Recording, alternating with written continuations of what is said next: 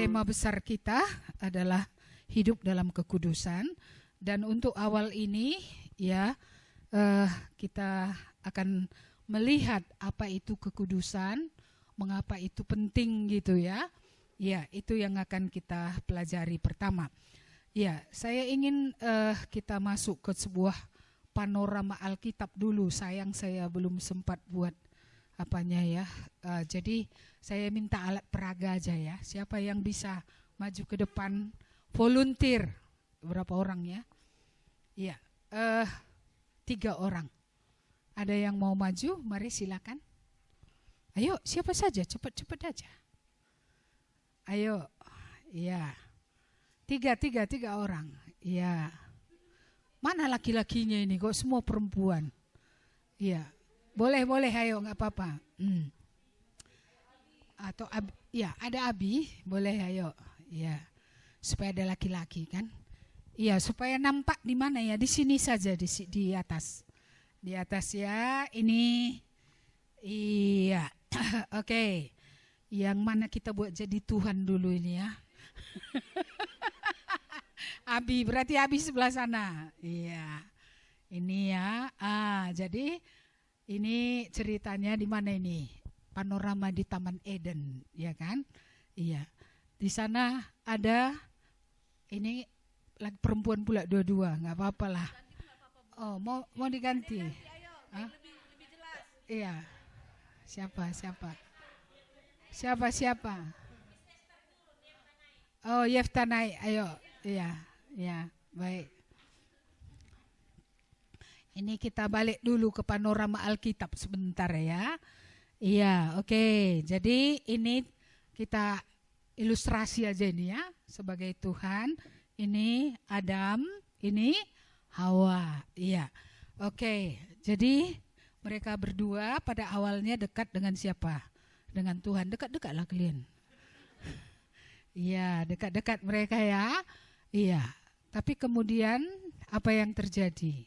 Siapa yang ingat? Iya, mereka akhirnya terpisah dari Tuhan. Iya, mengapa? Iya, karena dosa. Karena apa? Karena apa? Coba kalimat yang lebih baik. Karena mereka nggak mau lagi sama Tuhan gitu ya. Nggak mau diatur oleh Tuhan, tidak memegang firman Tuhan. Mereka melanggar firman Tuhan. Jadi sekarang mereka di mana? Sudah jauh ya, keluar dari Taman Eden. Lalu apa yang terjadi? Iya. Apa yang terjadi? Mereka keluar dari Taman Eden mengikuti siapa? Ya, mana jadi iblisnya ini? Ayo, mana yang jadi iblisnya ini? Oh. Si Esther jadi iblisnya ya, Ter. Nggak apa-apa, ini peran ya, Ter. Iya. Jadi si Esther ini sudah bersama-sama dengan mereka. Iya. Ya, kalau gitu perlu tambah lagi satu lagi ya. Siapa yang perlu tambah? Siapa? Iya, ular, ini ularnya. Siapa perlu tambah satu lagi? Ya? Siapa? Iya, Tuhan Yesus. Siapa jadi Tuhan Yesus ini? Oh, Jonathan, ayo. baru datang dia. Ayo. Iya, ini. Iya. Datanglah Tuhan Yesus. Untuk apa Yesus datang? Untuk menyelamatkan, untuk memisahkan manusia dari siapa? Pisah kalian, pisah. Iya. Mana iblisnya? Iblisnya yang harus. Iya, mereka kau jangan jauh-jauh ke sini. Iya. Jadi Yesus datang untuk memisahkan manusia dari iblis, dari kegelapan gitu. Sudah bisa kita lihat gambarannya? Iya, jadi kata holiness atau holy, kados itu artinya memisahkan. Iya, dulu di Taman Eden mereka dipisahkan dari apa? Dari pohon pengetahuan tentang yang baik dan yang jahat yang membawa mereka kepada kematian, kan gitu ya? Iya, baru kemudian mereka dipisahkan dari apa? Dari iblis. Ya, dengan beroleh kasih karunia, manusia dipisahkan dari kegelapan. Iya, untuk bukan jalan sendiri. Kalau dia jalan sendiri nanti bisa dipatok lagi. Jadi dia untuk berjalan bersama-sama dengan siapa? Tuhan Yesus. Ya, kalau kita sedikit melompat ke Nuh, ya, begitu banyak orang hidup sezamannya, ya, tapi Nuh beroleh kasih karunia Allah. Dia dipisahkan dari orang-orang yang lain untuk hidup bagi siapa? Bagi Tuhan. Tapi dia dikeluarkan dari dunia? Enggak. Dia masih tetap berada di dalam dunia, tapi dia bukan bagian dari mereka.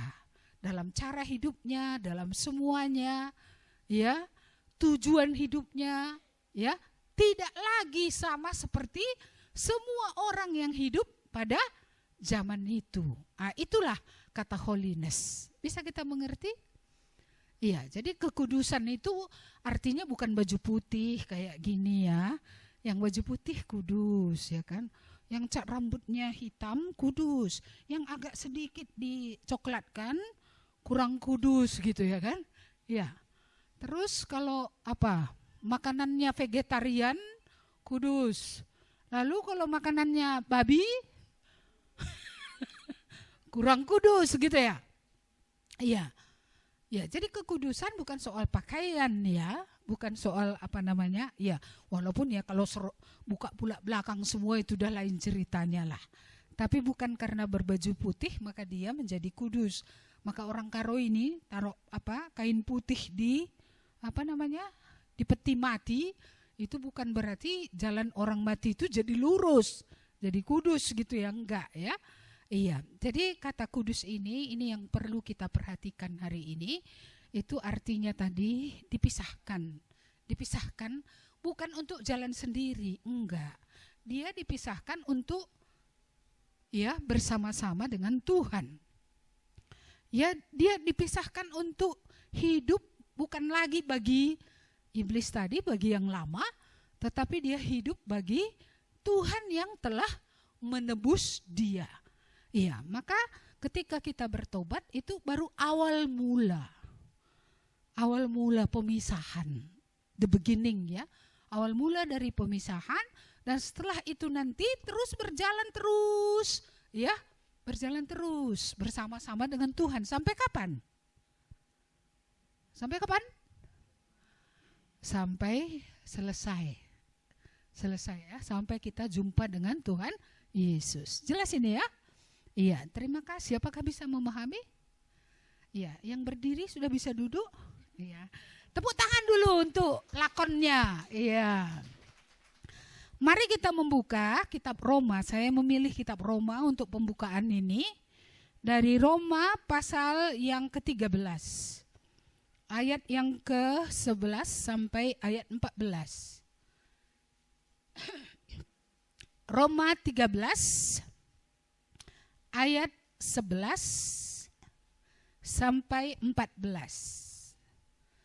Kalau sudah dapat, kita akan baca bersama-sama. 1, 2, ya. Hal ini harus kamu lakukan karena kamu mengetahui keadaan waktu sekarang, yaitu bahwa saatnya telah tiba bagi kamu untuk bangun dari tidur. Sebab sekarang keselamatan sudah lebih dekat bagi kita daripada waktu kita menjadi percaya. Hari sudah jauh malam, telah hampir siang.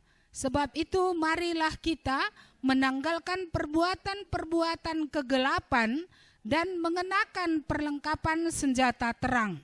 Marilah kita hidup dengan sopan seperti pada siang hari. Jangan dalam pesta pora dan kemabukan. Jangan dalam percabulan dan hawa nafsu. Jangan dalam perselisihan dan iri hati. Tetapi kenakanlah Tuhan Yesus Kristus sebagai perlengkapan senjata terang, dan janganlah merawat tubuhmu untuk memuaskan keinginannya. Iya.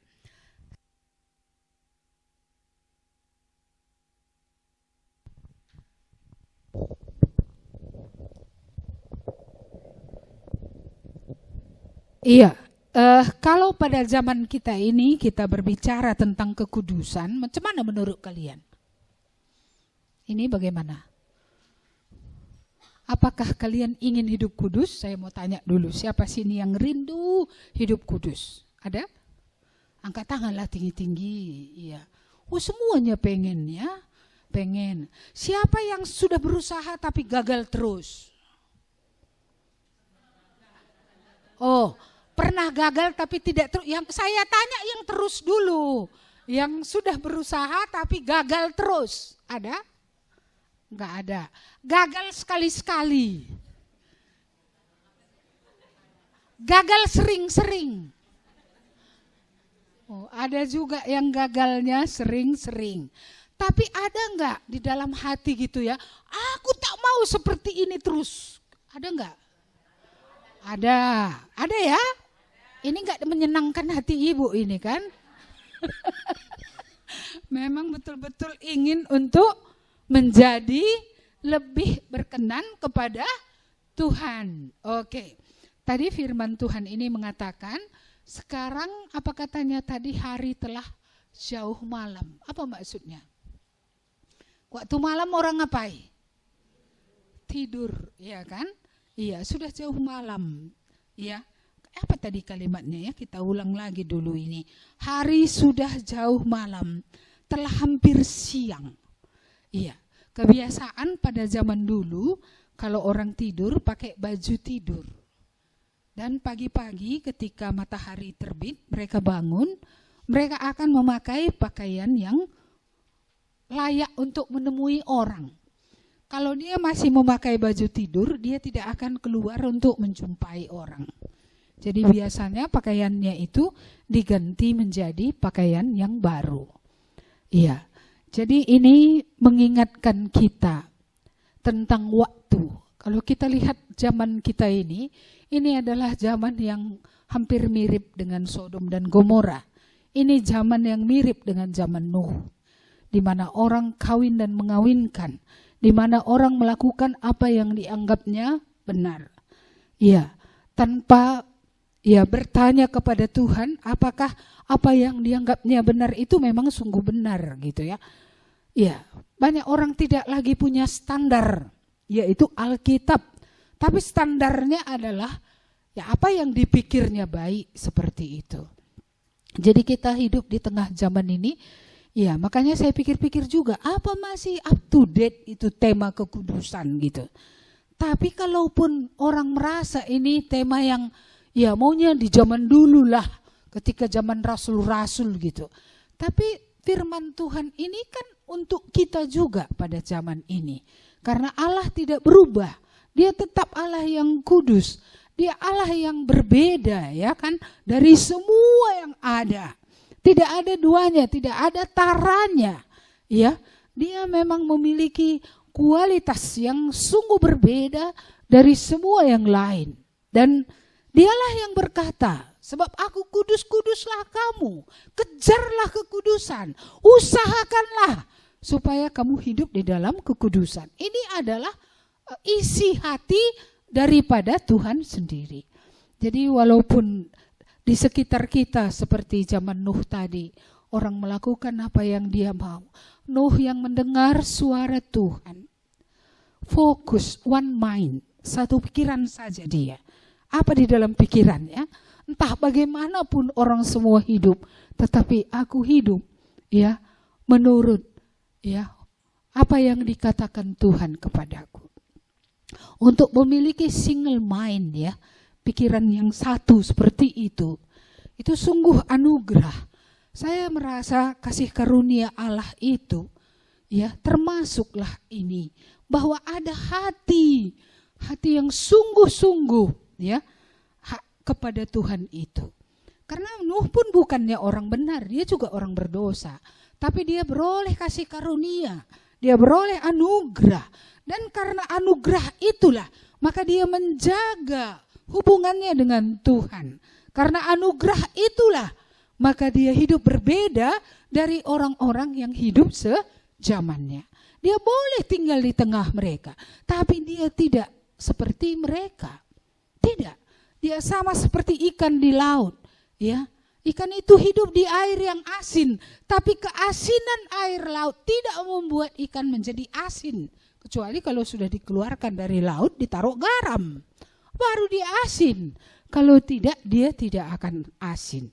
Jadi hidup di tengah laut tapi tidak berubah menjadi asin. Ikan ya tetap tawar juga. Seperti itulah ya orang percaya yang dipisahkan. Dia juga adalah orang berdosa. Dia juga orang yang tidak kudus. Dia juga orang yang kotor. Dia juga orang yang najis. Dia orang yang betul-betul ya tidak berkenan kepada Allah. Tetapi Allah menyatakan diri supaya apa? Supaya ada suatu umat dari segala bangsa yang dikumpulkan oleh Tuhan untuk hidup, bukan diangkat dari dunia, tetap ada di dalam dunia, tapi tidak seperti dunia. Hidup dipisahkan tadi bukan untuk jalan sendiri, tetapi hidup dipisahkan bagi Tuhan. Iya, jadi kata kudus ini jangan kita bayangkan bagaimana gitu loh. Ya, kita harus melihat kudus ini tadi, arti kata sesungguhnya adalah dipisahkan. Ya, benar-benar dia separate ya, benar-benar dipisahkan dari apa yang selama ini mengikat dia ya kepada yang lain, kepada hidup ya bersama-sama dengan Tuhan, kepada hidup ya bersama-sama dengan penciptanya, kepada hidup yang bersama-sama dengan yang telah menebus dia dari dosa. Iya. Jadi ini saya pikir sangat penting. Tidak mungkin ketika siang hari kita tetap pakai baju tidur. Enggak bisa. Makanya tadi dikatakannya bangunlah. Keselamatan itu hari ini katanya tadi sudah lebih dekat daripada dahulu. Iya, daripada ketika kamu menjadi percaya. Kapan kita menjadi percaya? Ya, ada yang percaya sudah terima Tuhan Yesus setahun di sini, ada yang baru setahun, ada yang sudah 2 tahun. Berapa lama kalian sudah bertobat? Saya mulai dari 10 tahun yang lalu. Ada yang di atas 10 tahun yang lalu, angkat tangan. Di atas 10 tahun lalu menerima Tuhan Yesus. Di atas 10 tahun ya? Oke. Saya belum lihat semua, sekali lagi tinggi-tinggi. Ini di atas 10 tahun. Oke.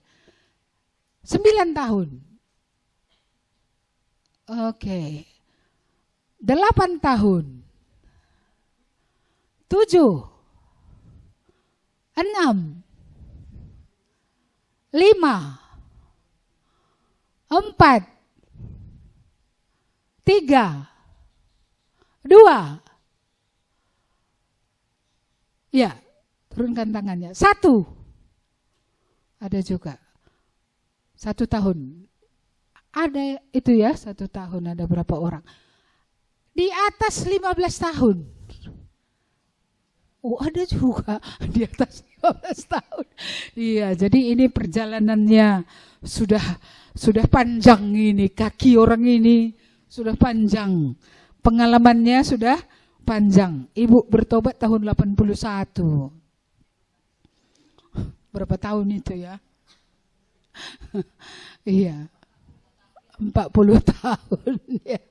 Ya, jadi kita di sini dipenuhi dengan orang yang apa namanya, sejarah pertobatannya ada yang baru setahun, ada tadi beberapa orang 2 tahun, 3 tahun tadi kayaknya nggak ada angkat tangan, 4 tadi ada, 5 tadi ada, 6 ada, 7 nggak ada, 8 nggak ada, 9 tadi ada, 10 ke atas tadi lumayan banyak. Iya. Jadi dalam perjalanan ini, ya kan tadi dipisahkan. Sudah dipisahkan 40 tahun yang lalu. Sudah dipisahkan 15 tahun yang lalu.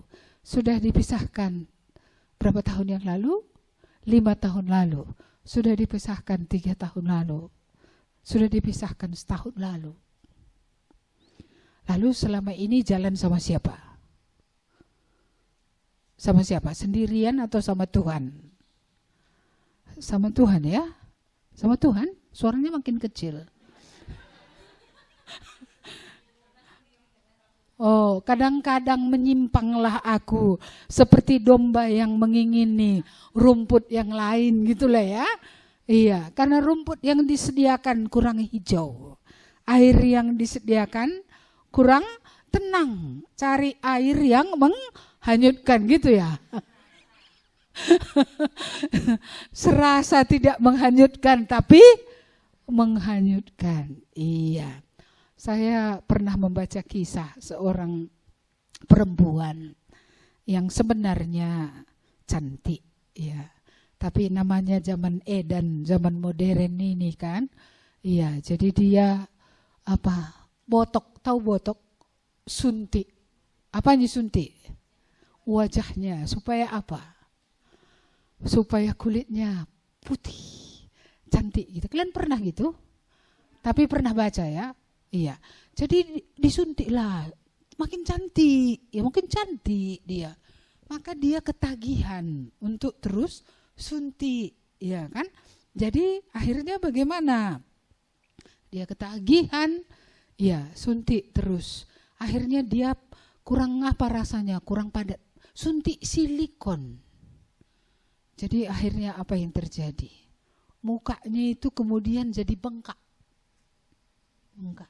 Datang dia ke dokter yang menangani dia. Dokter bilang gak boleh lagi kamu suntik. Nanti kalau suntik kamu terus, muka kamu akan menjadi rusak gitu. Tetapi dia tidak mau. Kalau dokter gak mau, aku pun bisa. Belinya alat suntik. Ambilnya minyak goreng. Masukkannya ke suntik itu. Lalu kemudian apa? Disuntikkannya dirinya ke mukanya. Jadi akhirnya mukanya ini sudah tak berbentuk lagi, gak dikenal lagi. Iya. Sadar atau tidak sadar ini kisah siapa ini ya? Kisah siapa? Kisah orang itu ya.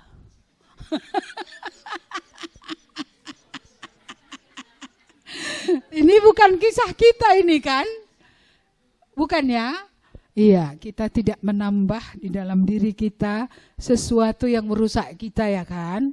Enggak pernah. Iya, enggak pernah. Sering.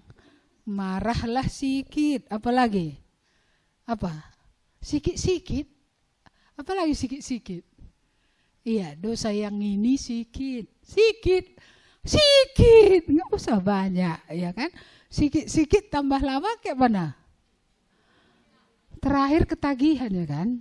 Terakhir kayak mana? Menyuntik diri sendiri. Artinya apa?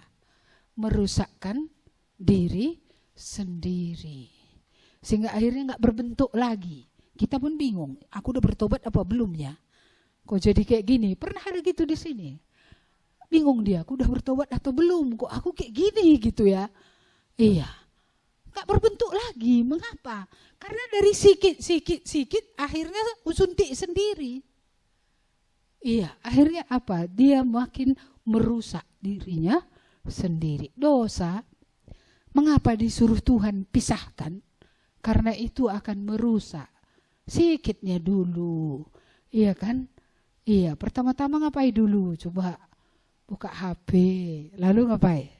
Main game sikit. Sikit dulu ya. Lama-lama kayak mana? Wah, asik ini game online ini. Terus, lalu kayak mana? Terus, lama-lama kayak mana? Lanai bajingadi. Gak bisa lagi. Terus lengket di situ.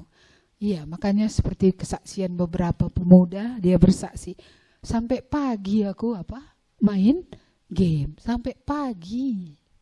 Orang tuanya pikir dia tidur, tapi dia ngapain?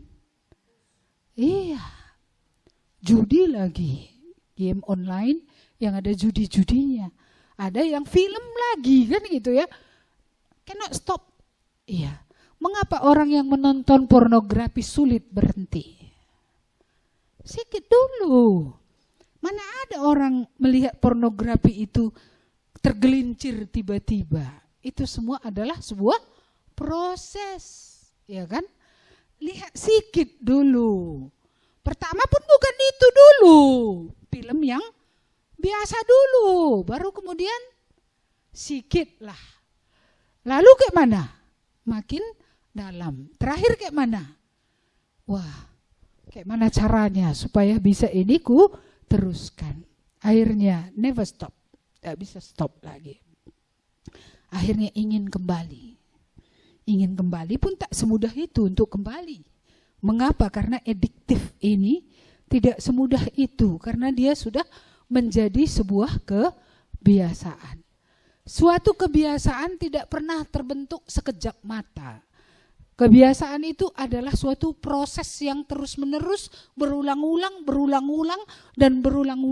dan akhirnya menjadi sebuah kebiasaan. Iya, dan rantai kebiasaan ini siapa lagi yang bisa melepaskan kita dari sana? Iya, mula-mula FB-nya, tapi terlalu banyak pula kawan, 1000. Membacanya kayak mana asal masuk? Berapa lama waktu habis untuk itu? Iya, makanya dipanggil mama pun gak terdengar lagi suara, ya kan? Mengapa? Asik dengan HP. Itu masa lalu apa sekarang tuh ya? Iya, ini gak ada yang jawab. Berarti ada yang masa lalu atau semua itu masa sekarang? Karena sekarang inilah yang menjadi pergumulan kita semua. Nenek-nenek pun termasuk. Bapak-bapak, anak muda, ya, pemudi, anak remaja, tidak ada terkecuali. Zaman ini sedang berusaha, ya, untuk apa? Untuk membawa kita terus hidup di dalam apa? Kegelapan. Jadi kalau kita belajar tentang kekudusan, kita bicara tentang bagaimana Tuhan, ya, yang telah datang dari surga itu, yang telah mati untuk kita, yang menyucikan kita dari dosa. Bagaimana dia bisa melepaskan kita dari kegelapan. Makanya tadi di sini dikatakan, mari kita kembali, sebab itu marilah kita menanggalkan perbuatan kegelapan. Dan apa? Mengenakan perlengkapan senjata terang. Ada yang ditanggalkan. Mungkinkah kita ikut Tuhan tapi ikut terus bersama dengan kegelapan? Mungkinkah kita hidup dalam dua dunia? Iya, yang satu kaki kita melangkah menuju surga, tapi kita mau berboncengan bersama-sama dengan kegelapan. Apakah Tuhan mau kalau begitu? Bukankah Tuhan berkata, jika matamu yang membuat, ya, engkau berdosa, congkellah. Jika tanganmu yang membuat engkau tidak bisa masuk ke dalam kerajaan Allah, penggallah. Jika kakimu, apakah tangan, kaki, mata itu tidak penting? Itu semua penting dan berharga.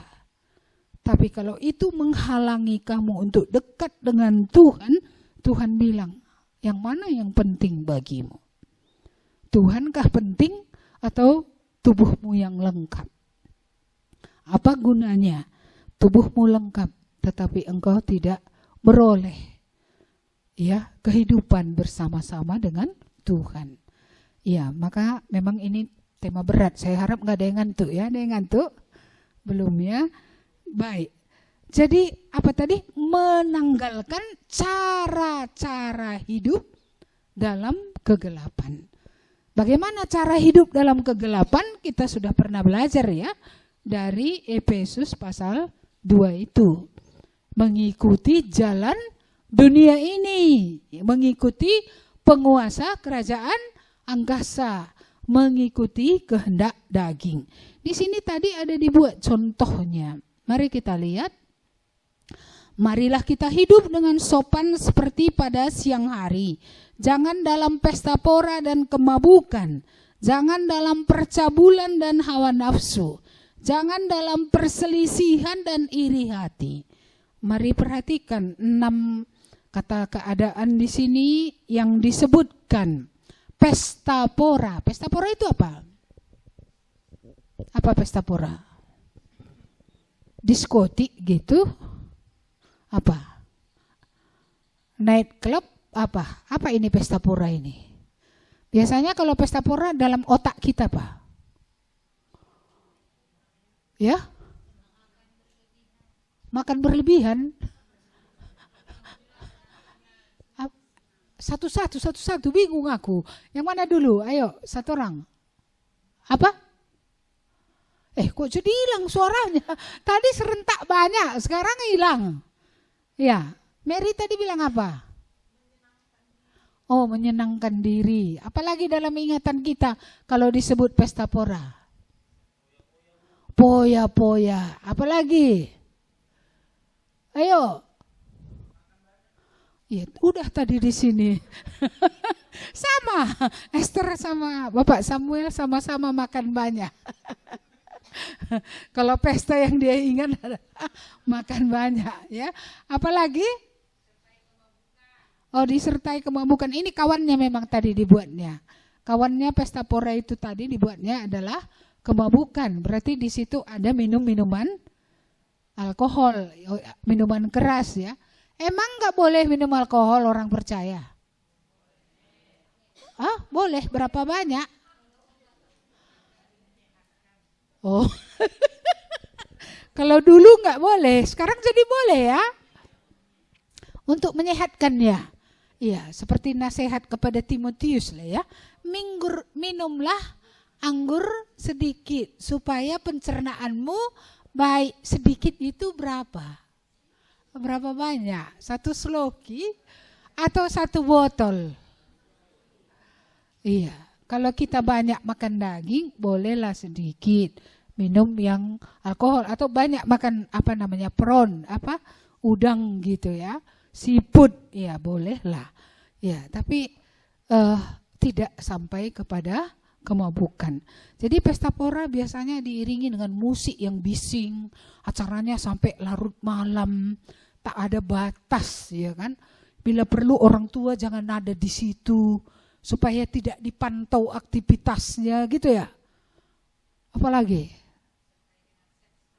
Biasanya disertai dengan seks bebas. Iya, ini zaman Eden betul. Makanya di sini ada yang kedua, dibuatnya percabulan dan hawa nafsu. Ini pun 2 dipasangkan ini, percabulan dan hawa nafsu. Zaman kita ini saya terkejut gitu karena bisa orang kenalan lewat chatting. Lalu mendaratnya di penginapan.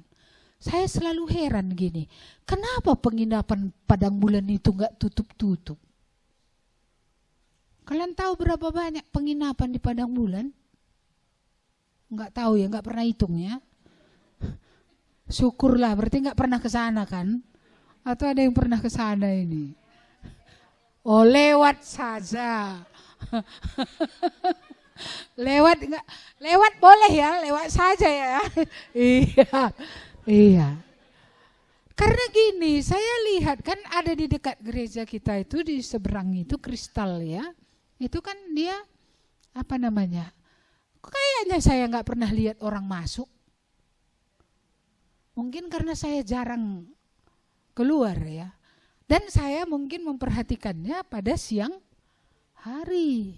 Saya tidak burung malam, nggak pernah saya perhatikan itu malam hari. Jadi kenapa itu masih bisa beroperasi saya pikir. Berarti ada customernya. Siapa customernya? Manusia ya. Manusia yang mana ini? Manusia yang belum keluar dari gelap. Iya. Kesana 2 jam keluar. Mungkin tidak sampai pagi pun. Iya. Inilah keadaan zaman di mana kita hidup. Orang bisa chatting. Dulu saya membaca kisah seperti itu di Amerikanya. Saya dengar tentang free sex seperti itu. Hari ini di Indonesia pun itu adalah hal yang artinya bukan lagi sesuatu yang orang nggak tahu. Itu orang tahu gitu. Rumah-rumah seperti itu bisa beroperasi jikalau bukan ada yang customernya. Dari mana membiayai petugas kebersihannya? Dari mana membiayai gedungnya? Jadi kita melihat memang pekerjaan kegelapan ini semakin menjelang kedatangan Tuhan ini, saya rasa semakin akan parah. Semakin akan parah. Iya. Siang hari dia status mahasiswa, malam hari dia jual diri. Dulu ketika saya masih mengajar, saya kan agak nggak ngerti. Jadi dulu di Simpang Barat itu saya sering berhenti di situ menunggu bus, menunggu angkot. Asal saya berhenti di situ, mobil berhenti, mobil pribadi, dan bilang mari naik. Lama-lama baru si bloon ini sadar bahwa tempat itu adalah tempat orang yang menunggu jemputan. Saya pikir karena saya pelayanan di sana, pelayanan di sini, orang ini kenal saya. Jadi saya tanya, saya kenal Bapak di mana gitu. Karena saya diajak naik, ini kan polos, polta. Iya, saya kenal Bapak di mana? Nanti belajar kenal. Berarti aku tak kenal. Cuma cepat saya tanggap, oh ini gak kenal. Iya, sorry ya Pak, kalau seperti itu. Berarti saya gak kenal Bapak gitu. Tapi untung juga dijagai Tuhan kurasa itu. Kalau gak kenal pun naik juga aku. Berarti kenalnya aku kenal dia, bahaya ini kan. Iya, terus di Kampung Lalang saya ingat dulu, saya pernah belanja di sana. Rupanya di sana kodenya harus kepit koran. Kalau kepit koran jualan. Kan sudah ngeri kali. Itu tahun saya mengajar. Berarti itu kan masih tahun 1980-an. Itu pun sudah seperti itu. Ini bayangkan tahun berapa ini? 24. Iya, sudah ngeri. Nggak ada lagi norma. Yang umum saja pun nggak ada lagi. Nggak usah norma yang khusus. Yang umum pun sudah tidak ada lagi. Iya, maka firman Tuhan tadi bilang, mari kita tidak hidup dalam kegelapan. Seperti dunia hidup di dalam kegelapan. Iya, kita harus dipisahkan. Dipisahkan inilah tadi kata kudus. Ya, terpisah. Hidup di tengah-tengah dunia tapi tidak sama dengan dunia. Terpisah dalam arti kata dunia boleh melakukan apa yang dia mau, tapi aku tahu apa yang kulakukan. Aku tahu kepada siapa aku percaya, aku tahu kepada siapa aku menyerahkan kehidupanku. Aku tahu siapa yang kuikuti. Di sini kita tidak bisa pelin-pelan. Di sini kita tidak satu pikiran tadi, one mind with God. Satu pikiran saja dengan Tuhan. Kalau kita sedikit saja ada pikiran-pikiran yang lain, ini gampang nanti di sini iblis masuk dan akhirnya merusakkan kita. Maka harus ada satu keputusan dalam hati kita. Kalau Kristus sudah mati untuk aku, maka aku mau hidup bagi dia. One mind only. Tidak ada dua-dua pikiran. Satu pikiran saja. Ya, karena kita tidak mungkin juga memiliki dua Tuhan. Tidak mungkin kita, Tuhan kita iblis satu, Tuhan kita satu lagi adalah Tuhan. Gak mungkin. Kalau Tuhan kita bukan Tuhan, ya pastilah iblis yang akan kita layani. Itu yang akan kita ikuti, itu yang akan kita taati. Iya, maka firman Tuhan berkata, jika kamu hidup dalam dosa, kamu hamba dosa. Iya, tapi Kristus datang supaya kita keluar dari perhambaan dosa itu dan kita bisa hidup di dalam kehidupan yang baru yang Tuhan berikan. Iya, kita ulang-ulangi ini tadi. Hari sudah jauh malam. Artinya dunia ini sudah tua ini. Ya, telah hampir siang. Kedatangan Tuhan sudah hampir dekat. Sebab itu mari kita menanggalkan perbuatan-perbuatan kegelapan dan mengenakan perlengkapan senjata terang. Apa itu perlengkapan senjata terang? Iya, ayat yang ke-14. Tetapi kenakanlah Tuhan Yesus Kristus sebagai perlengkapan senjata terang. Dan janganlah merawat tubuhmu untuk memuaskan keinginannya. Jadi perlengkapan senjata terang adalah Tuhan Yesus. Maka tanpa Tuhan Yesus tidak mungkin ada niat pun gak ada untuk hidup kudus. Di luar Yesus, kerinduan untuk kekudusan itu langka. Iya, kalaupun ada orang tidak mau mencuri lagi, mungkin karena dipukulinya dia. Karena sakit kali rasanya dipukuli. Tapi kalau keadaan nyaman nanti dia akan kembali mencuri lagi. Tetapi orang yang sudah diselamatkan, sudah dibaharui oleh Tuhan. Ya, orang yang sudah dibaharui oleh Tuhan. Oleh karena Tuhan sudah menyelamatkan dia, maka dia mau hidup menyenangkan hati Tuhan. Dia mau hidup di dalam kekudusan. Iya. Jadi sepertinya ini gimana ya gitu ya. Iya. Karena kalau tanpa perubahan di dalam hati, tanpa Yesus sudah menebus kita dari dosa, tak mungkin, gak mungkin. Tidak mungkin.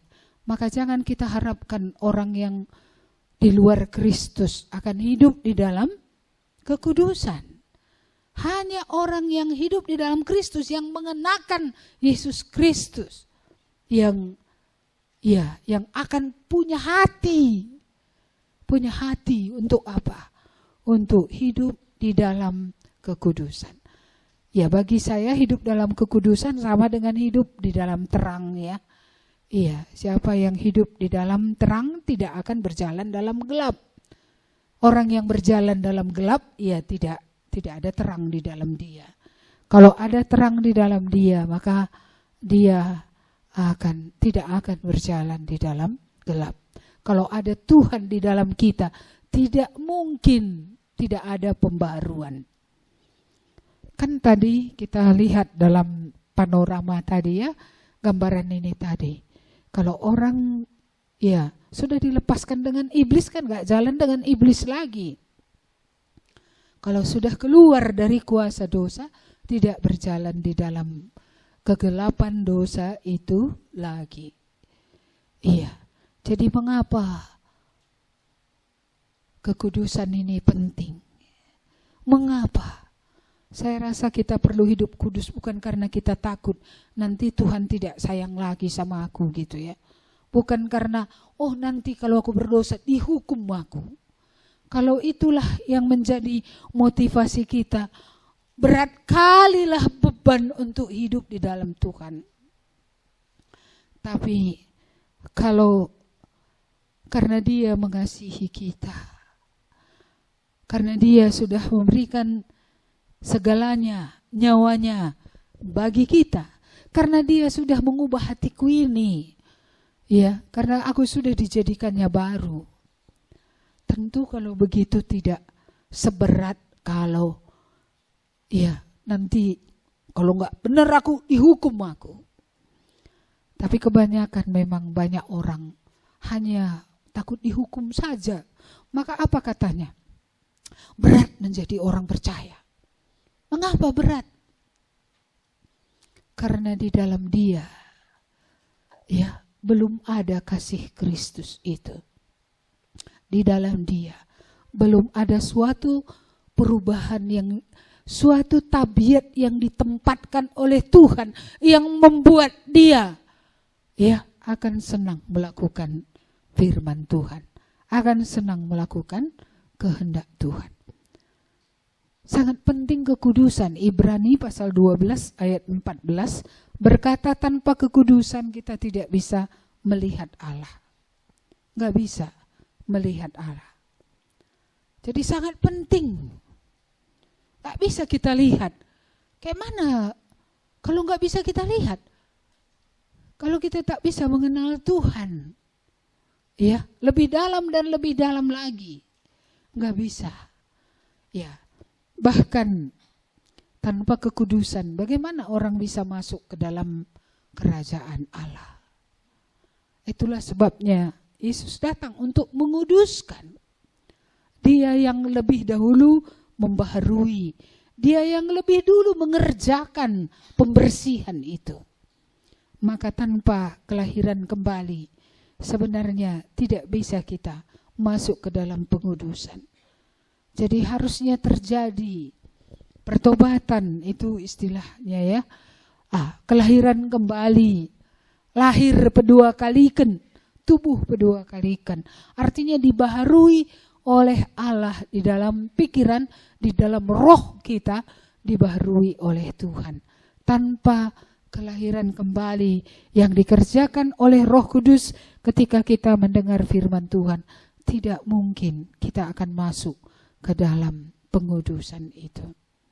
Jadi kalau kita lihat step-stepnya mendengar firman Tuhan, Roh Kudus bekerja untuk menginsafkan, Roh Kudus meyakinkan, Roh Kudus menyadarkan. Akhirnya kita dibaharui sehingga kita bisa menjadi percaya. Dan setelah kita percaya, kita meninggalkan dosa, mengakui dan meninggalkannya. Mau kita dipimpin oleh Tuhan Yesus dalam hidup kita. Kita menerima Dia, kita mau mengikuti Dia dalam hidup kita. Dan Dia akan, yang telah memulai itu, akan melanjutkan. Sampai kapan? Sampai selesai. Tuhan tidak pernah mengerjakan sebagian. Dia telah memulai, Dia akan melanjutkannya, Dia akan melanjutkannya. Terus sampai kapan? Sampai kita bertemu dengan Tuhan kedua kali. Jadi jangan terlalu gimana gitu ya, tertekan sekali gitu, jangan. Ya, proses pengudusan adalah proses seumur hidup. Bertobat menerima Yesus sebenarnya harusnya hanya 1 kali jadi. Tapi ada orang 5 kali dulu baru jadi. Iya. Tetapi proses pengudusan itu berlangsung seumur hidup. Terus menerus. Ada 2 kata kunci tadi di sini yang perlu kita lihat, ya. Yang dikatakan tadi di sini, saya lebih dengan bahasa Inggrisnya ya. Ya, ada 2 kata dalam bahasa Indonesia, dia memakai kata menanggalkan. Iya. Kata kedua yang perlu kita perhatikan, kata mengenakan. Menanggalkan. Lalu kemudian mengenakan. Bukan setelah menanggalkan tidak pakai apa-apa. Setelah diganti baju yang lama tadi, baju tidur tadi, harus mengenakan, memakai pakaian yang baru. Jadi tidak cukup kalau orang bertobat, ngaku dosa, terima Tuhan Yesus, lalu kemudian dia tidak terus-menerus hidup bersama dengan Tuhan Yesus. Nggak cukup. Jadi harusnya setelah dia diampuni, setelah dia dibersihkan pertama kali, dia menerima Tuhan, hidup berjalan terus bersama Tuhan tiap-tiap hari, tiap-tiap hari, tiap minggu, tiap bulan, tiap tahun, terus sepanjang umurnya. Inilah pengudusan. Iya. Untuk tidur ada waktunya, untuk makan ada waktunya, untuk pengudusan setiap waktu. Dia bukan sekarang waktu pengudusan, besok boleh enggak gitu ya. Enggak boleh. Pengudusan ini bagaimana? Terus menerus, continue. Iya, apa itu continue ya? Berkesinambungan, terus menerus dikuduskan oleh Tuhan. Jadi tetap ingat ini ya, ada yang ditanggalkan, ada yang dipakai, dikenakan. Yang ditanggalkan ini apa? Waktu kamu dulu pertama kali bertobat, apa yang pertama kamu tanggalkan? Apa? Dosa ya. Dosa apa dulu yang terbesar? Ada orang yang terbesar dulu adalah penyembahan berhala ya. Iya. Ikut dulu dengan segala penyembahan berhala lah. Ikutlah ke kuburan, ikutlah ke Tawar Kem-kem ya kan. Ikut kemana lagi? Iya. Ke Gunung Sinabung melepaskan ayam. Iya, bermacam-macam hal yang dilakukan pada masa yang lalu. Ada juga yang bukan berhala pula, bukan dalam arti kata setan gitu ya, tapi ada yang lain yang lebih menguasai dia. Apa itu? Ada orang yang saudaranya pun, mamanya pun bila perlu dijual untuk apa? Uang. Itu pula yang menjadi paling mengikat dalam hidupnya. Iya. Kamu dulu apa yang kamu lepaskan? Enggak ada. Ada? Bilanglah apa itu? Apa dulu yang kamu lepaskan? Ini udah ngantuk atau kayak mana ini? Hah? Iya, kayak mana? Dulu apa yang kamu lepaskan? Ya, silahkan disebutkan. Pikiran kotor, ini berarti dari keturunan penyembah berhala. Lagi yang lain. Mencuri. Main game, oke, lagi. Baca novel, komik, kawan-kawan, nonton katanya, oke. Apalagi? Ayo, gak ada dosa lain yang dilepaskan. Apa?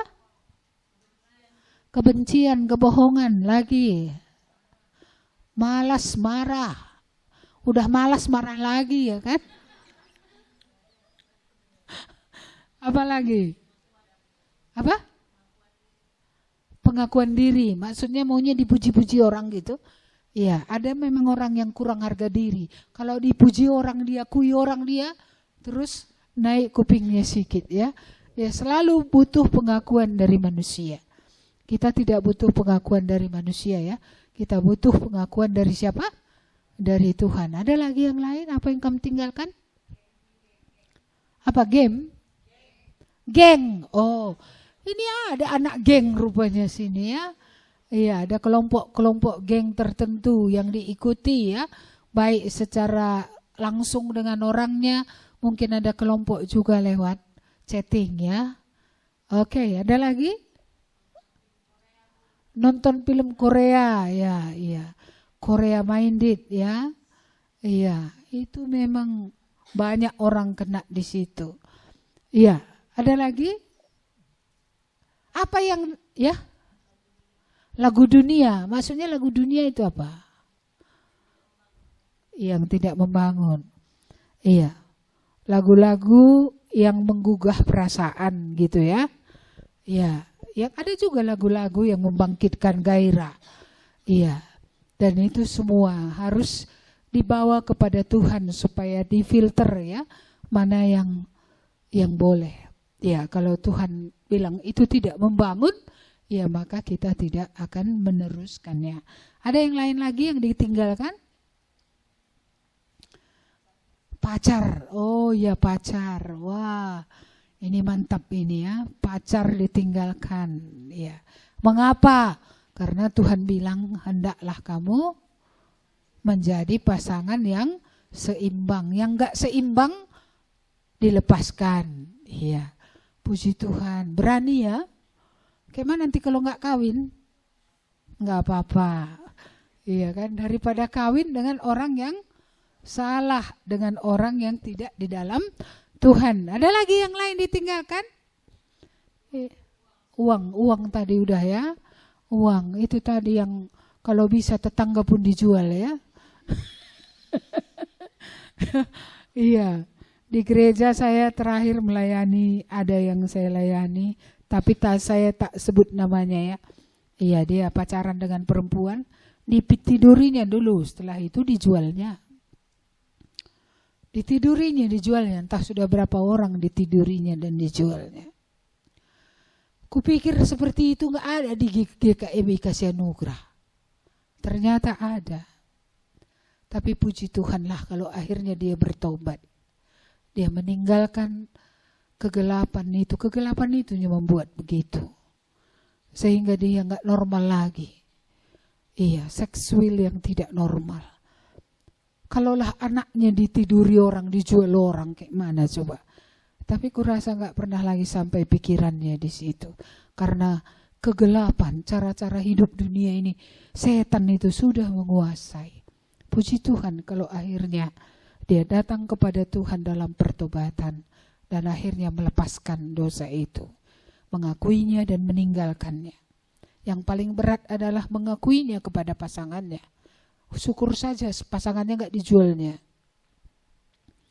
Iya, tapi di hadapan, ya saya hadir ketika dia mengakuinya kepada pasangannya. Puji Tuhanlah kalau pasangannya itu pun saya rasa luar biasa Tuhan di dalam dia sehingga dia bisa mengampuni.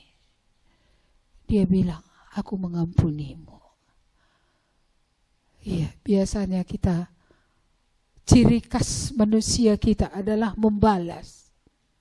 Kalau gitu kau buat awas ya, satu saat nanti gak usah digitukan. Sedang kata-kata orang aja pun sama kita terlap gitu ya kan, tajam. Ya, perbuatannya kepada kita menyakitkan hati. Kadang bisanya gitu, anak ini kapan nanti gak gilirannya gitu ya. Luar biasa Tuhan bisa mengubah orang. Sehingga pembalasan adalah hakku kata Tuhan, bukan lagi dia yang mau membalas. Dia menyerahkannya kepada Tuhan. Itu adalah hati yang baru. Itu adalah hati yang berasal daripada Tuhan.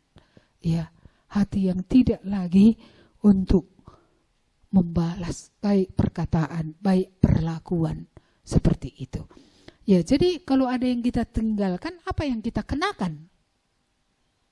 Apa yang sudah kamu kenakan? Kamu sudah terima Tuhan Yesus? Berarti kamu sudah mengenakan Kristus. Oke, begitu? Iya, kamu benar seperti Kristus benar? Hah? Loh, kok gak ada nyahut? Kristus benar, tapi aku berkata salah lagi gitu. Berkata bohong gitu. Enggak ya? Bagaimana? Apa yang kamu kenakan? Bagaimana kamu hidup sekarang? Itulah lebih sederhananya. Gimana? Kalau kamu ingat apa senjata, perlengkapan senjata Allah itu, berikat pinggang kan apa? Kebenaran. Sudah benar? Halo? Berbaju zirah kan? Sudah adil? Hah? Berkasutkan kerelaan untuk memberitakan? Sudah berkasut? Nah, ini yang belum. Jadi di bagian kakinya selalu kena tembak lah ya. Karena gak ada kasutnya. Iya, berperisai iman. Iman itu ada untuk memadamkan panah api si jahat. Jadi kalau iblis bilang gini, padamkan dengan apa? Firman Tuhan. Sudah ada? Ya, perisai iman tadi. Iman itu menjaga, aku milik Tuhan. Aku sudah diampuni. Aku tidak mau lagi dirusakkan. Aku tidak mau lagi terus disakiti. Ya kan gitu dia ya. Iya. Saya belajar dari masa muda ya. Banyak yang menyakiti saya. Tapi saya belajar bagaimana supaya apapun yang terjadi, hubungan saya dengan Tuhan tidak rusak gitu. Iya. Supaya yang utama ini tetap dijaga. entah apapun kata orang, entah apapun yang terjadi. Tetapi yang utama ini tetap harus dijaga, perisai iman. Ketika iblis menyerang kita, ada iman kita. Kita memang sudah menjadi milik Tuhan. Jelas kita tahu kita bukan di tengah-tengah milik iblis dan milik Tuhan. Enggak, kita milik Tuhan. Iya, perisai iman, ketopong keselamatan. Ingat ya, kamu sudah diselamatkan ketika menghadapi pergumulan yang berat. Bisakah kamu berkata, berikanlah aku sukacita karena keselamatan yang daripadamu Tuhan. Berikan aku sukacita karena pengampunanmu di tengah segala entah apapun yang dihadapi.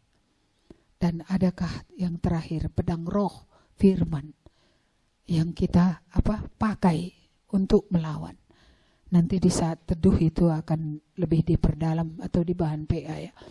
Dan apalagi ya, berdoa dan memohon kepada Tuhan dengan doa yang tidak putus-putusnya. Inilah yang harus kita kenakan. Jadi ketika kita mengenakan Kristus, kita mengenakan senjata terang.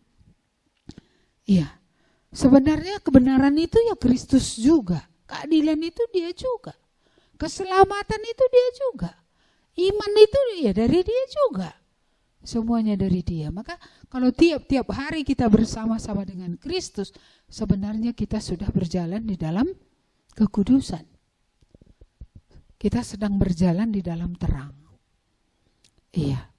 Jadi ini sangat penting ya, sangat penting. Karena tanpa kekudusan gak mungkin melihat Tuhan. Gak mungkin. Tidak mungkin. Tidak mungkin.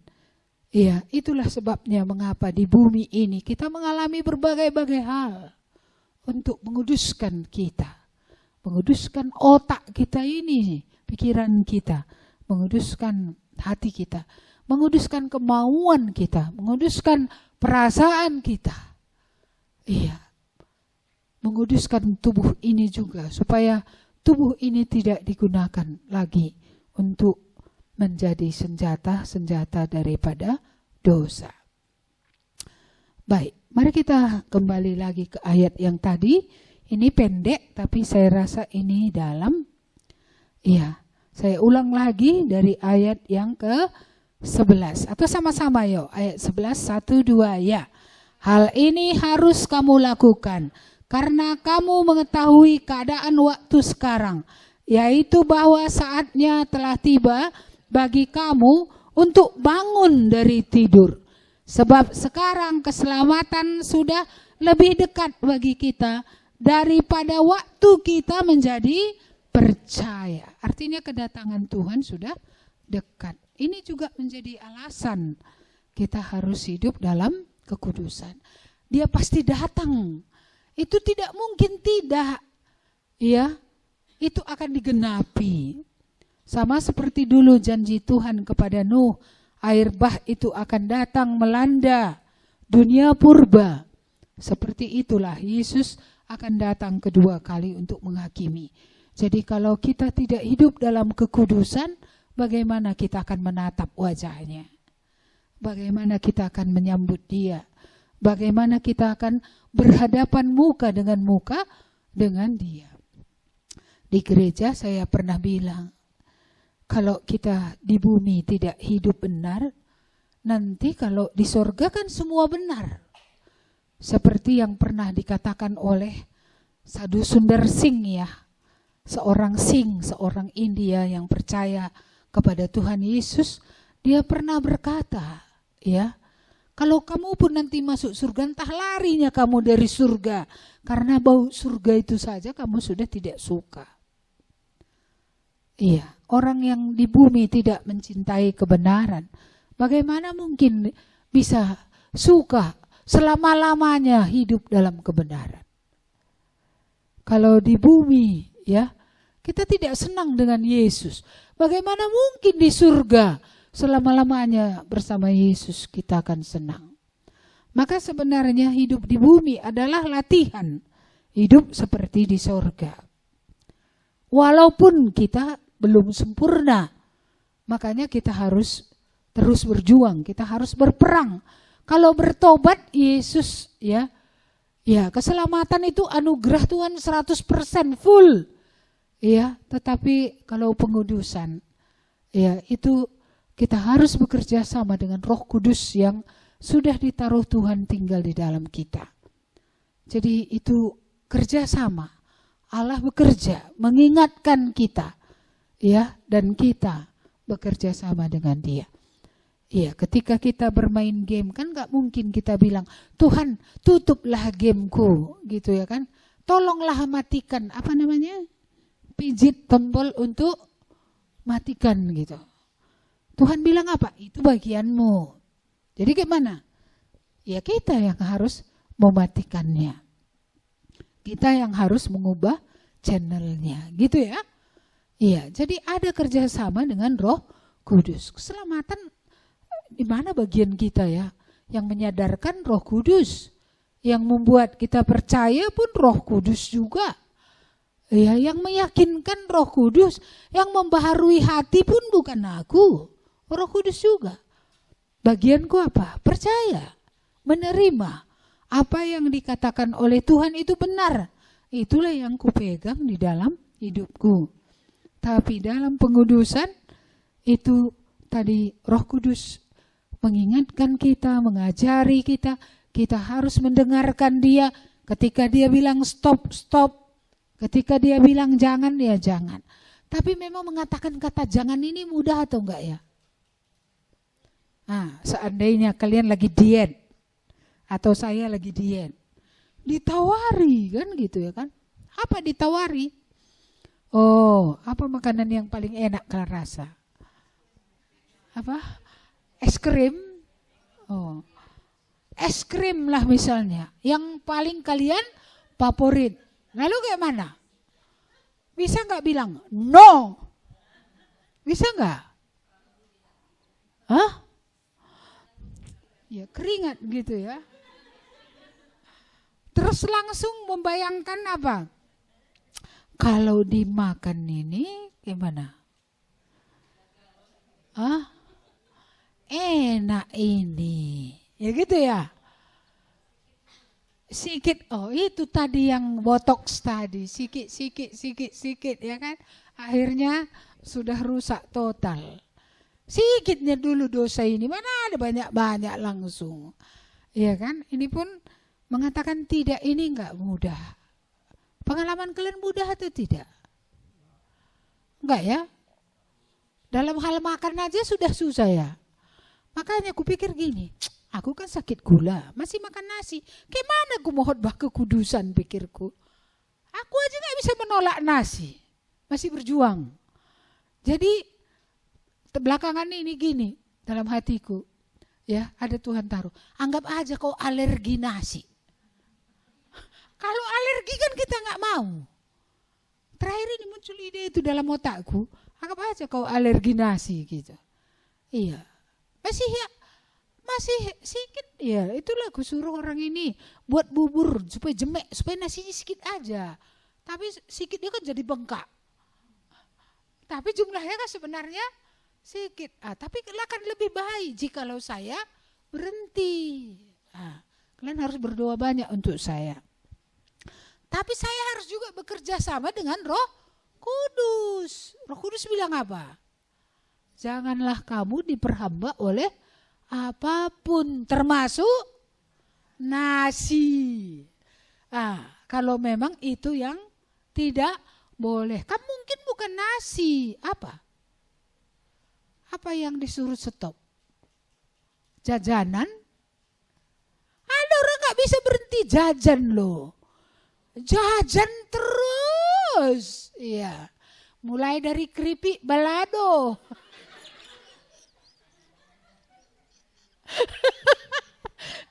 Apalagi? Bakwan. Kalau udah ada bakwan gak bisa lagi menahan diri ya. Iya. Begitu sulitnya sebenarnya mengatakan tidak, baru makan, belum lagi yang lain. Iya, yang lain tadi kan menarik-narik juga tadi ya kan. Iya, sudah bisa bilang tidak ketika disenyumi film Korea tadi kan? Siapa bintang Korea? Saya enggak tahu pula namanya. Iya, si bintang itu gitu ya kan? Nah, apa katanya? Tengok aku katanya kan? Nah, gimana? No gitu ya? Bisa? Jangan nanti cuma nyanyi bilang no. Kuat-kuat pula itu no katanya. Iya, tapi dalam kenyataannya ketika kita diperhadapkan tadi, apa yang perlu ditanggalkan, apa yang perlu dikenakan. Iya, ini yang menjadi pergumulan berat. Tapi syukurlah ada Roh Kudus. Belum sempurna kita, tapi kita fight, a good fight ya. Kita terus harus berperang, kita terus harus bertempur. Pertempuran ini belum akan selesai. Ini akan selesai ketika Tuhan datang kedua kali. Maka saya pernah berpikir, mungkinkah kami menjadi sempurna? Mengapa Alkitab itu berkata, hendaklah kamu sempurna seperti aku sempurna. Barang siapa berkata dia mengenal Kristus, dia wajib hidup seperti Kristus hidup. Ini kan standar tinggi. Tapi inilah paling tidak aim ya yang kita mau capai di sana. Setidaknya kita set the goal. Ada goal yang kita set, ada goal yang kita tuju. Inilah yang dikehendaki oleh Allah. Allah tidak pernah senang kita hanya mengaku dosa terima Tuhan Yesus. Hanya harus naik kelas. Iya, bagaimana? Supaya kita terus ya diubahkan, dikuduskan tadi ya. Supaya day by day semakin bertumbuh, semakin serupa dengan Dia. Mungkin tidak pernah seserupa Yesus, but at least kita punya perjuangan setelah kita diubah Tuhan menjadi baru. Make it our target. Jadikan itu target kita. Adalah kehendak Tuhan bagi kita untuk diubahkan ya terus semakin meniru Kristus di dalam karakter kita, dalam ketaatan kita, ya, dalam hidup yang kita jalani. Inilah kehendak Allah. Saya harap kita merindukan sesuatu yang lebih baik ya, dengan berjalan terus bersama-sama dengan Tuhan. Hidup yang lebih berkenan kepada Tuhan. Memang tidak mudah. Siapa bilang mudah? Berkata tidak saja tadi tidak mudah. Ketika teman bilang, ayo kita ada acara, mau ke sana. Di sisi lain, kita ada juga acara misalnya di gereja. Lalu pilih mana coba? Apa ikut PA di gereja atau pilih ke acara yang lain? Biasanya kalian pilih mana kalau disuruh memilih? Hah? PA ya? Kasih jempol dulu, kasih jempol. Iya. Ya, sudah ya? Milih PA ya? Iya, ada pelayanan di ujung jahe kan gitu ya kan? Iya, terus ada kawan ulang tahun aku, makan enak katanya. Harinya sama, jamnya sama. Pilih mana?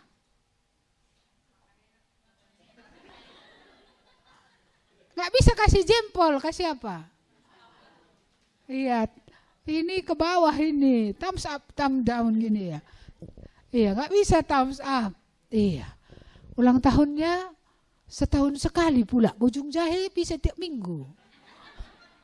Iya kan? Jadi dengan alasan itu apa?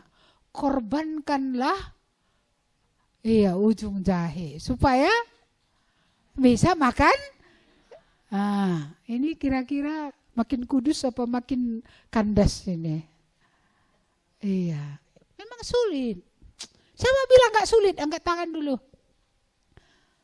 Yang nggak angkat tangan ini artinya apa? Mana apa yang paling sulit? Coba cerita kalian dulu. Apa yang paling sulit? Apa yang paling sulit? Yang tersulit yang pernah kalian hadapi dalam menghadapi keputusan? Ayo, siapa dulu nih? Tersulit. Selama hidupku inilah paling sulit. Coba. Ada? Loh, kok jadi nggak ada orang? Adakah?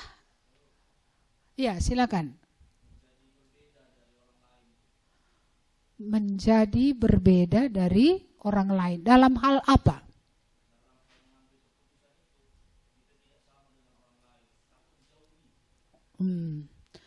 Ini ya, ada ketakutan untuk dijauhi. Tapi kalau Tuhan jauhi nggak apa-apa ya. Hah? Iya. Ini memang masalah semua orang ini. Karena pada dasarnya kita adalah manusia sosial.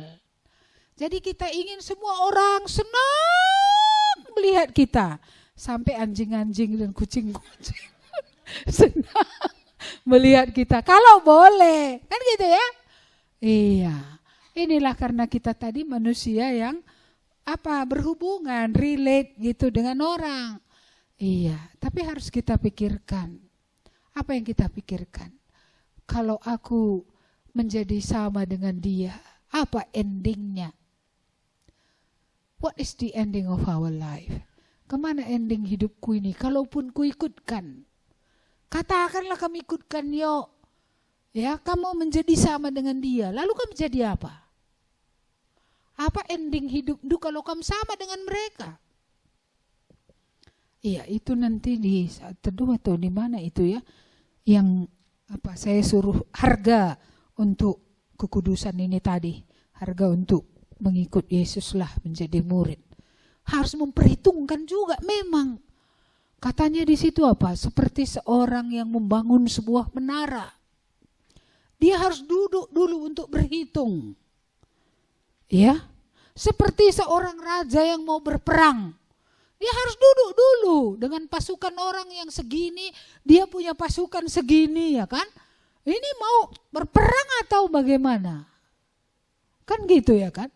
Kita pun ikut Tuhan ini gak salah kok, mari kita berhitung-hitung. Kalau kamu di luar Tuhan mau dapat apa? Ada yang mau keluar dari Tuhan ini? Apa yang akan kamu peroleh jika kamu keluar dari hidup yang diberikan oleh Tuhan, hidup keselamatan yang Tuhan berikan? Apa yang kamu berikan? Apa yang kamu dapatkan? Apa? Mari kita berhitung. Di luar Kristus, what will you get? Jika Kristus tidak datang, apa yang kau peroleh? Apa? Iya, saya kalau tidak ada Kristus, saya tiap hari menangis. Karena merasa diri malang. Saya susah tidur. Kalau nggak ada Kristus, saya terus hidup dalam perasaan rendah diri. Terus hidup dalam kemarahan. Juga terus hidup dalam kotor, kejijikan. Pikirannya sia-sia. Kalau Kristus tidak ada, saya di bumi saja sudah sangat hancur-hancuran. Karena saya kurang kasih kemungkinan, saya bisa menjadi pelacur. Ya, saya bisa menjadi apa saja. Yang paling buruk. Bahkan saya bisa bunuh diri karena memang saya sudah mencoba untuk bunuh diri sekali. Hanya karena ingat saja kalau ada Tuhan. Apa Tuhan menerima aku karena kalau bunuh diri? Maka gak jadi bunuh diri. Jadi kalau gak ada Kristus, apakah mungkin saya bunuh diri? Kenapa tidak? Endingnya apa? Di bumi saja sudah seperti itu. Endingnya apa? Iya, dihukum selama-lamanya. Karena ada anugerah yang besar, saya tidak mau. Iya, ada Yesus yang sudah memberi darahnya supaya saya diampuni. Saya enggak mau misalnya, saya menolak itu. Iya. Kasih Tuhan sebesar itu, pengorbanan sehebat itu saya tolak. Lalu saya berakhir di mana? Iya, wajar kan Kalau saya beroleh murka, kalau diberikan pun anugerah sebesar itu, saya tidak mau. Saya sudah berhitung. Makanya apapun yang terjadi, saya ikut Tuhan. Iya, saya ikut Tuhan. Menderita nggak masalah. Iya, kalaupun misalnya, ya dulu saya pikir ikut Tuhan ini nanti pasti berat-berat kali gitu. Iya, pasti uang pun sulit gitu. Ya, tapi ya walaupun saya rela gitu, nggak juga ya dibuat Tuhan kurang, cukupnya. Makanya saya pernah kekurangan, bahkan kelebihannya kurasa pun maka kegemukan, ya kan? Selain penyakit. Iya. Jadi bagaimana? Harus berhitung. Kalau aku pilih Tuhan, apa yang ku dapat? Gak salah kok. Tuhan Yesus saja dulu ditanya oleh murid-murid, Tuhan, kami sudah meninggalkan semua. Ya, kami dulu nelayan, kami sudah tinggalkan kapal nelayan kami. Kami sudah mengikut Engkau. Apa yang kami dapat? Enggak apa-apa, mari kita berhitung. Apa yang kita dapat? Iya, saya bersyukur rasa rendah diri saya disembuhkan oleh Tuhan. Karena Tuhan berkata, kau berharga dan mulia di mataku dan aku ini mengasihi engkau. Sekalipun seluruh dunia tidak menyayangi saya, tidak menganggap saya berharga, tapi Tuhan menganggap saya berharga dan bagi saya itu air jernih. Itu lebih daripada segala air yang ada di dunia ini. Itu memberikan kasih sayang yang luar biasa. Ya, itu membuat saya berhenti untuk mencari jati diri yang lain.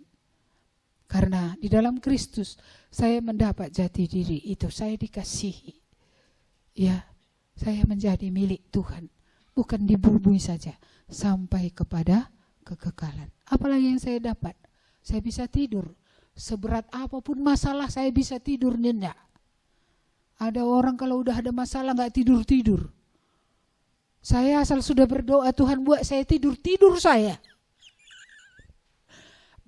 Besok lagi, pokoknya malam ini tidur dulu. Hari esok selalu ada lagi nanti masalah. Datang masalah berdoa lagi, kan gitu ya kan? Ya, selesai lagi yang itu. Besoknya datang lagi. Kapan selesai masalah? Halo? Kapan? Sudah habislah dulu hidup ini. Ya kan? Gak akan berhenti-berhenti. Jadi kalau masalah ini gak usah menekan, biasa saja. Itu bagian dari hidup orang berdosa yang sudah diampuni. Ya, belum diampuni apalagi kalau sudah pun masih bermasalah. Apalagi belum diampuni. Jadi masalah itu bagian dari hidup, biasa saja loh. Datang masalah senyum saja. Yang terbesar sudah Tuhan beri, ini pun nanti akan Tuhan tolong. Iya, makanya mukaku ini senang-senang aja kan. Dibilang orang, ibu ceria saja. Iya, ceria. Gak ada masalah ya. Kata siapa gak ada, seabrek-abrek. Ini masalah itu baru 2, muka itu udah menyeramkan. Menyapanya pun kita sudah takut. Gua keria ngalois. Iya, kemana nanti dia nyahut aku ini? Oh Tuhan, jagalah hatiku. Jagalah hatiku. Supaya kalau ku sapa nanti dia mesempak, dia ngomong, jangan lagi lah terluka hatiku. Coba. Iya, kadang-kadang orang gitu. Saya takut nyapanya. Kenapa? Entah kayak mana nanti katanya aku perasa. Iya, maka aku bawa lagi lah perasaanku ini kepada Tuhan. Tuhan, masih mudah perasaanku ini terluka. Sebenarnya dulu gak mudah lagi. Setelah tua ini makin mudah. Aku pun gak ngerti. Kenapa setelah tua ini perasaannya itu kayak makin mudah gitu apa. Makin mudah makin mudah tersakiti gitulah. Iya, perasaan ini. Maka saya tetap mengenang itu. Penebusan perasaan ini pun harusnya terus. Gak bisa di masa lalu udah menang secara perasaan. Lalu sekarang kalah lagi. Ya kalau datang lagi kan iblis itu udah pergi kan datang lagi. Ya udah, sambut lagi. Tengking lagi kan gitu ya. Iya, seperti itu. Ya saya harap Roh Kudus bekerja supaya kita mulai makin menyadari ya. Masalah anakku gak akan pernah berhenti, gak pernah. Iya, syukurlah kadang-kadang berhenti dia sekejap ya kan. Maka pada waktu itu bisa kita lebih tenang lagi. Tapi ketika dia datang, tapi saya memperhatikan iman saya. Iman saya paling kuat bukan ketika tenang, tapi ketika banyak masalah. Karena kalau udah banyak masalah, kemana aku? Iya, kepada Tuhan. Datang berdoa. Kalau enggak ada masalah, banyak berdoa. Enggak, kalau ada masalah kayak mana? Tengah malam pun bangun berdoa lagi. Tuhan Yesus gitu lagi. Iya, seperti itu. Jadi masalah itu bagus juga. Itu akan menjadi alat untuk apa? Untuk membuat kita strong di dalam Tuhan. Di dalam firman Tuhan. Kita jadi ingat ini kata Tuhan, ini kata Tuhan. Ketika tidak bisa lagi, ketika susah sudah bernapas, Tuhan tolong aku. Iya, ketika kaki menjadi sakit, berdoa. Ketika jantung cepat gitu kan, berdoa. Setiap waktu kita bisa datang kepada Tuhan. Saya masih ingat ketika dulu di Langkat sana ya. Iya, ketika kami kumpul orang datang pakai obor gitu. Teguhnya iman kami. Iya, kuatnya. Ketika dia bilang gak boleh ngumpul hari Minggu. Iya, kumpul kami hari Jumat. Orang pergi ke sana tempat ibadahnya, kami pergi ke situ. Kami di situ beribadah, pulang mereka kami udah pulang. Kokoh juga iman tadi gitu. Iya, ketika tantangan ada, tantangan itu artinya seperti pohon. Kalau ada angin, angin membuat pohon itu makin kuat. Pohon yang di tanah datar yang tidak ada angin gak akan bisa kuat. Saya pernah cerita buah kemiri kan. Buah kemiri di tempat datar itu kalau dipukul gini dia pecah. Tapi coba dia di tebing-tebing hidup. Banyak hembusan angin. Ya, apa yang terjadi? Kalau dipukul dia gitu, biji kemirinya itu bulat hasilnya. Jadi masalah part of life lah. Itu bagian dari hidup. Tinggal bagaimana kita menyikapinya. Mau menyikapinya dengan benar, berespon dengan benar, atau berespon selalu dengan negatif. Berhentilah negatif. Allah bekerja dalam segala sesuatu mendatangkan kebaikan. Bagi siapa?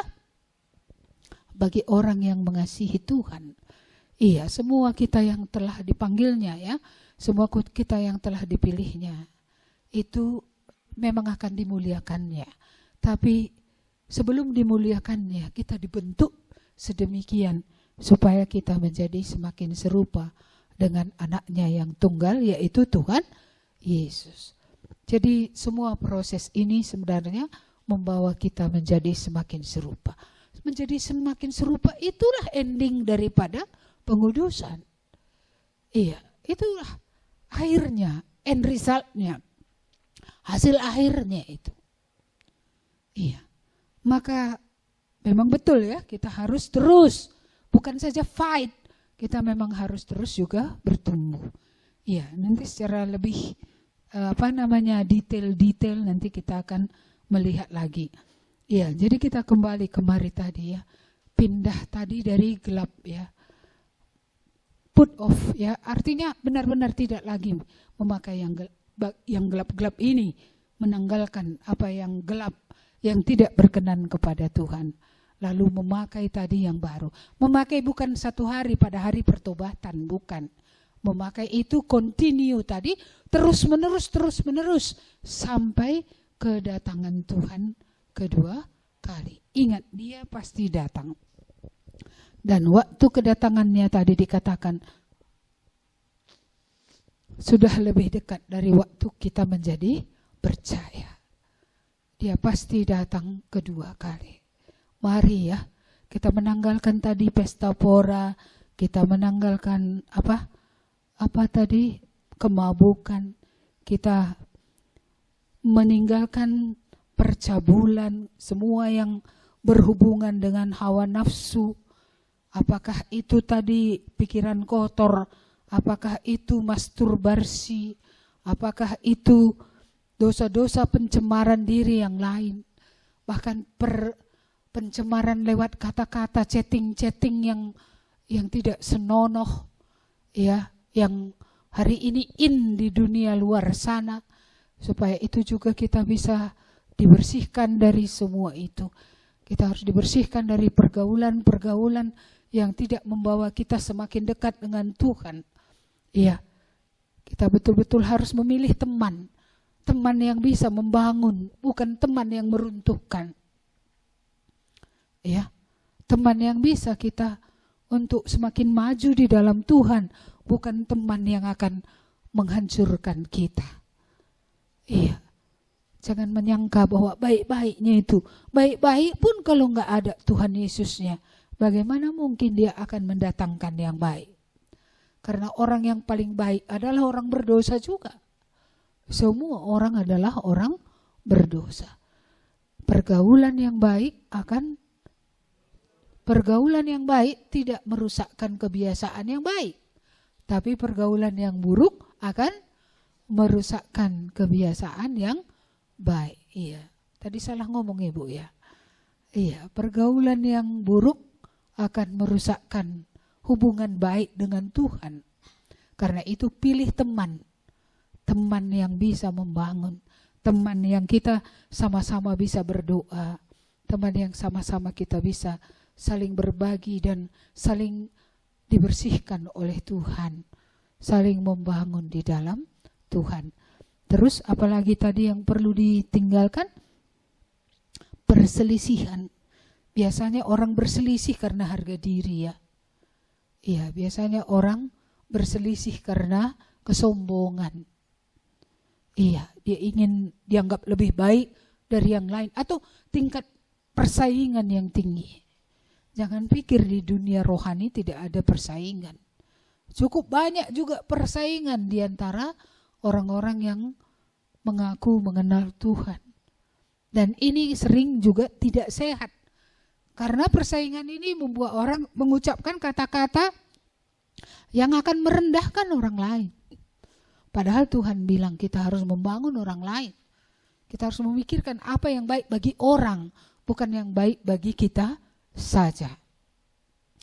Iya, ini adalah kerohanian yang lebih baik, yang lebih maju ya.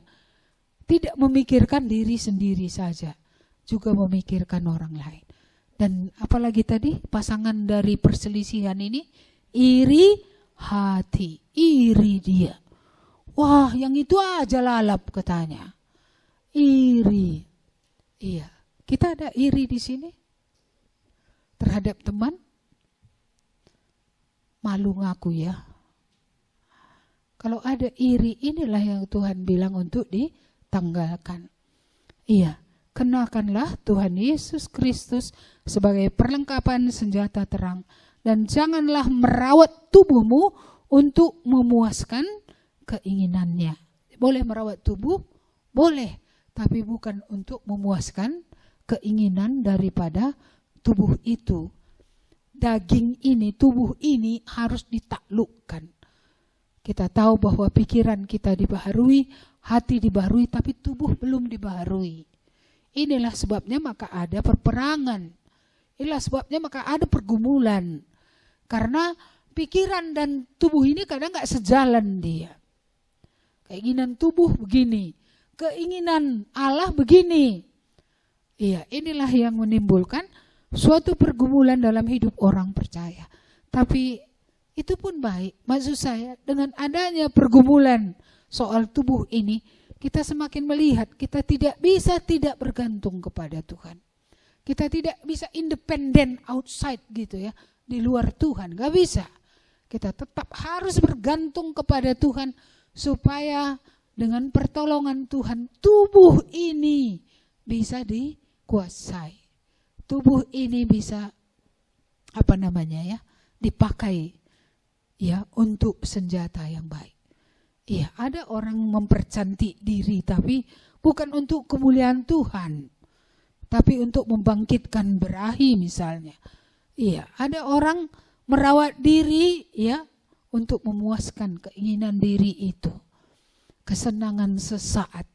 Tetapi Tuhan mau supaya tubuh ini boleh tunduk kepada Tuhan, boleh tunduk kepada firman Tuhan. Dan itu tidak mungkin kalau dengan kuasa kita sendiri.